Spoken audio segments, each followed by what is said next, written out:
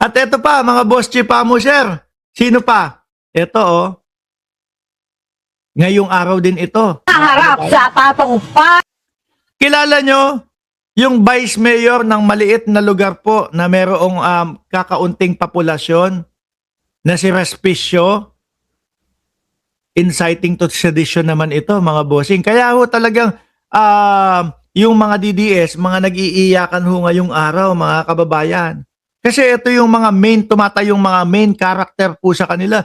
Mga bagong bayani po nila No? Si Respicio, ito. Sa pangunguna yata ni Attorney Aboy ng CICC. Kinasuhan, kakasuhan, inciting to sedition. Ito ang Nobel din kung di ako nagkakamali. Naharap sa patong-patong na asunto si Reyna Mercedes Vice Mayor Harold Respicio mula sa probinsya. Ito yung mga kababayan, yung naalala nyo, ipapa-impeach daw po nila si Presidente Marcos. Tapos nag-live ng ganon. Nakataas yung cellphone, tutok naman po doon sa ilong. Yung parang kapag ka nagsasalita, akala mo matapang na tao. Tapos kapag ka ho nagpantalon, pagkataas-taas ng pantalon, parang ganito, sandali. Nakikita ko ganyan Diba? Nakaganyan yung pantalon ni Respicio, tapos kasama sila Meow Meow, kasama sila si Meow Meow, tsaka yung isa si 24 billion Solar Boy. Yan yon, si Respicio, para doon siya hindi nakakaalam. Ng Isabela, inireklamo siya ng reklamong inciting to sedition, rebellion, unlawful use of means of publication, at unlawful utterances sa National Bureau of Investigation o NBI. Ayan. Hindi, nakikita ko din ho yung mga post nito, yung mga ipinapakalat nito sa social media, mga kababayan. Talagang mapapasabi ka, grabe, saan kaya kinukuha nitong mga ito? No, yung mga pinagpo-post nila. Tapos wala naman po maipapakitang mga ebidensya. Mga bossing. Akala siguro hindi sila papatulan. Akala siguro kaya nilang idepensa yung kanilang sarili sa pamamagitan ng ito po, freedom of expression po namin ito. Pero pag lumalagpas na po, hindi na po. No? May hangganan yan, mga boss, sir. John J. Jason, shout out sa iyo, boss. Ihain ng mga yan ng Cybercrime Investigation Coordinating Center o CICC laban kay Respicio. Dahil yan sa mga posts online at pahayag ni Respicio sa isang pagtitipon na iniengganyo umano ang publiko na magrebelde sa gobyerno. Yan yun. Nakita ko din ho yung post na yun, kaya lang hindi na ho namin mahagilap, mga kababayan Ang lalakas ng loob.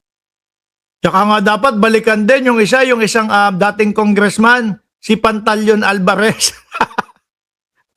Yan yung mga malalakas ang loob. Mga bossing, naalala nyo naman si Pantaleon Alvarez. Ano po, yung nandoon, magtanggal na daw ng suporta kay presidente ang mga kasundaluhan. Tapos siyempre napag-usapan na po ng mga congressman at ng mga lawyer na baka kasuhan, tumahimik po ng 3 linggo Di ba? Baka itong si Ilong Ranger, baka ito ding si Respicio, tumahimik din ito. Gobyerno. Sabi ng NBI, pwede ring maharap sa disbarment si Respicio sa isang abogado. Nakatakdang ipatawag ng NBI si Respicio kaugnay sa mga alegasyon. Ayan.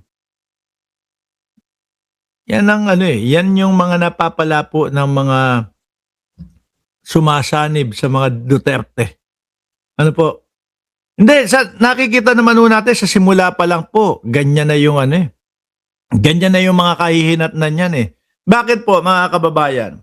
Sa umpisa pa lang kitang-kita na hindi malayo na ganito yung mga kahinatnan nito. Bakit po? Biruin mo yung samahan nila. Umpisa, idol lang si dating Pangulong Duterte. Ngayon, gusto nila makabalik dahil yun yung gusto ng pamilya. Ang gagawin nila ngayon, suporta sila. Wala silang maibutas kay Presidente Marcos. Ayan na, bumalik na po si dating Pangulong Duterte. Hoy, kumusta ka dyan sa dahig? Ano po? Nako, miss na miss ka na nung iyong mga tagasunod, mga followers, Rodrigo Duterte. Oh, shout out sa iyo, boss. Ano? Huwag niyo ibabash yan. Kaibigan natin yan, okay? Balik tayo doon. Nakikita na natin niya simulat sa pool pa lang eh. Idol nila si dating Pangulong Duterte. Ipagtatanggol nila, ano nila, etc. Ano po, gusto ng pamilya Duterte makuha nila, mabalik sa kanila yung kapangyarihan bilang presidente o pinakamataas na posisyon sa ating bansa. Di ba? Ngayon, wala silang maibutas, maggagawa-gawa sila. Hanggang sa mabubwisit, maiinis na itong mga ito dahil nga hindi nila makuha sa yung mga panggogoyo sa mga Pilipino. Hindi nila makuha, hindi nila mapaniwala yung mga Pilipino. Gagawa sila ng mga fake news ngayon. Gagawa sila ng mga kung ano-anong mga walang katotohanan ng mga balita, 'di ba, Ram J? Oh. Hindi nila namamalayan. Ayun. Libelo na pala o libel na pala yung mga pinaggagawa nila. 'Di ba? Marami pa ho yan, mga kababayan. Madami pa yan, mga boss Chipamo, sir. At hindi lang ito nagtatapos kay Respicio at dyan kay La Marcoleta.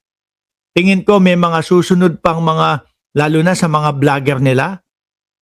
O yun, yung mga magagaling mga mag-fake news ho, mga kababayan eh. Yung mga vlogger nila. Tapos, hindi, actually meron ng mga vlogger, di ba? Yung tapyas yung nguso. O, nakasuhan na din yun. Susunod yun, warrant to arrest na lang din ho yun, mga kababayan.